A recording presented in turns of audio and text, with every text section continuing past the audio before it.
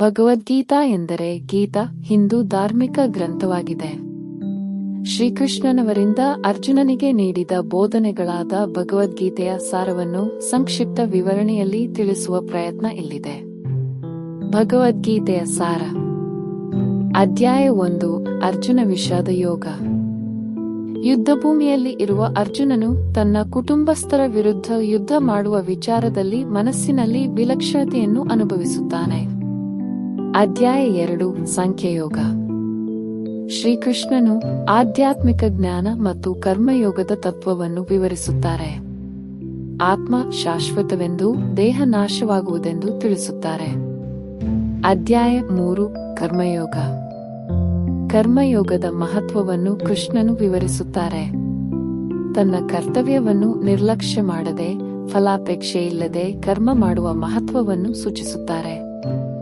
ಅಧ್ಯಾಯ 4. ಜ್ಞಾನಕರ್ಮ ಸನ್ಯಾಸ ಯೋಗ.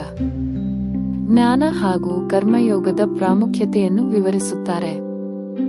ದೈವಿಕ ಶಕ್ತಿಯು ಯಾವಾಗಲೂ ಸದ್ಗುಣಿಗಳನ್ನು ರಕ್ಷಿಸುತ್ತದೆ ಎಂಬುದನ್ನು ತಿಳಿಸುತ್ತಾರೆ. ಅಧ್ಯಾಯ 5. ಕರ್ಮಸನ್ಯಾಸ ಯೋಗ. ಕರ್ಮಸನ್ಯಾಸ ಮತ್ತು ಕರ್ಮಯೋಗ ಎರಡೂ ಸಮಾನ ಮಹತ್ವವನ್ನು ಹೊಂದಿವೆ. ಇವೆರಡರ ಮೂಲಕ ಮೋಕ್ಷವನ್ನು ಪಡೆಯಬಹುದು. ಅಧ್ಯಾಯ 6. ಧ್ಯಾನಯೋಗ. ಮನಸ್ಸಿನ ನಿಯಂತ್ರಣದ ಮಹತ್ವ ಮತ್ತು ಧ್ಯಾನಯೋಗದ ಕ್ರಮವನ್ನು ವಿವರಿಸುತ್ತಾರೆ. ಮನಸ್ಸನ್ನು ನಿಯಂತ್ರಿಸದವರು ಯೋಗ ಸಾಧನೆ ಮಾಡಲು ಸಾಧ್ಯವಿಲ್ಲ. ಅಧ್ಯಾಯ 7. ಜ್ಞಾನ ವಿಜ್ಞಾನ ಯೋಗ. ದೈವಿಕ ಮತ್ತು ಮನುಷ್ಯ ಜ್ಞಾನವನ್ನು ವಿವರಿಸುತ್ತಾರೆ. ಭಗವಂತನೊಂದಿಗೆ ಏಕೀಭಾವವನ್ನು ಸಾಧಿಸುವ ಮಾರ್ಗವನ್ನು ತಿಳಿಸುತ್ತಾರೆ. ಅಧ್ಯಾಯ 8. ಅಕ್ಷರ ಬ್ರಹ್ಮಯೋಗ. ಆಧ್ಯಾತ್ಮಿಕ ತತ್ವಗಳ, ವಿಶೇಷವಾಗಿ ಓಂಕಾರದ ಮಹತ್ವವನ್ನು ತಿಳಿಸುತ್ತಾರೆ. ಯೋಗಾಭ್ಯಾಸದ ಮೂಲಕ ಪರಮಾತ್ಮನನ್ನು ಅರಿತುಕೊಳ್ಳುವ ಮಾರ್ಗವನ್ನು ವಿವರಿಸುತ್ತಾರೆ. ಅಧ್ಯಾಯ 9. ರಾಜವಿದ್ಯಾ ರಾಜಗುಹ್ಯ ಯೋಗ. ರಾಜವಿದ್ಯೆ ಮತ್ತು ರಾಜಗುಹ್ಯ ಎಂದು ಕರೆಯಲ್ಪಡುವ ಅತ್ಯಂತ ರಹಸ್ಯ ತತ್ವವನ್ನು ವಿವರಿಸುತ್ತಾರೆ. ಭಕ್ತಿಯ ಮೂಲಕ ಭಗವಂತನನ್ನು ಕಾಣಲು ಸಾಧ್ಯವೆಂದು ಹೇಳುತ್ತಾರೆ. ಅಧ್ಯಾಯ 10. ವಿಭೂತಿ ಯೋಗ. ಭಗವಂತನ ವಿಭೂತಿಗಳನ್ನು, ಆತನ ಅದ್ಭುತ ಶಕ್ತಿಗಳನ್ನು ವಿವರಿಸುತ್ತಾರೆ. ಆತನ ಪ್ರಭಾವದಿಂದ ಎಲ್ಲ ಸೃಷ್ಟಿ ಕಾರ್ಯಗಳು ನಡೆಯುತ್ತವೆ. ಅಧ್ಯಾಯ 11. ವಿಶ್ವರೂಪ ದರ್ಶನ ಯೋಗ. ಕೃಷ್ಣನು ತನ್ನ ವಿಶ್ವರೂಪವನ್ನು ಅರ್ಜುನನಿಗೆ ತೋರಿಸುತ್ತಾರೆ. ಆ ವಿಶ್ವರೂಪವನ್ನು ಕಂಡು ಅರ್ಜುನನು ಭಯ ಹಾಗೂ ಭಕ್ತಿ ಭಾವನೆಗಳನ್ನು ಹೊಂದುತ್ತಾನೆ. ಅಧ್ಯಾಯ 12. ಭಕ್ತಿಯೋಗ. ಭಕ್ತಿಯ ಮಾರ್ಗದ ಮಹತ್ವವನ್ನು ವಿವರಿಸುತ್ತಾರೆ. ನಿಷ್ಠಾವಂತ ಭಕ್ತನ ಗುಣಗಳನ್ನು ತಿಳಿಸುತ್ತಾರೆ. ಅಧ್ಯಾಯ 13. ಕ್ಷೇತ್ರಜ್ಞ ವಿಭಾಗ ಯೋಗ. ಕ್ಷೇತ್ರ, ದೇಹ ಮತ್ತು ಕ್ಷೇತ್ರಜ್ಞ, ಆತ್ಮ, ಅವರ ನಡುವಿನ ಬದ್ಧತೆಯನ್ನು ವಿವರಿಸುತ್ತಾರೆ. ಜ್ಞಾನ ಮಾರ್ಗದ ಮೂಲಕ ಮೋಕ್ಷವನ್ನು ಪಡೆದುಕೊಳ್ಳಬಹುದು. ಅಧ್ಯಾಯ 14. ಗುಣತ್ರಯ ವಿಭಾಗ ಯೋಗ. ಸತ್ವ, ರಜಸ್, ತಮಸ್ ಎಂಬ 3 ಗುಣಗಳನ್ನು ವಿವರಿಸುತ್ತಾರೆ. ಈ ಗುಣಗಳ ಆಧಾರದ ಮೇಲೆ ಮನುಷ್ಯನ ವರ್ತನೆ ನಿಗದಿಯಾಗುತ್ತದೆ.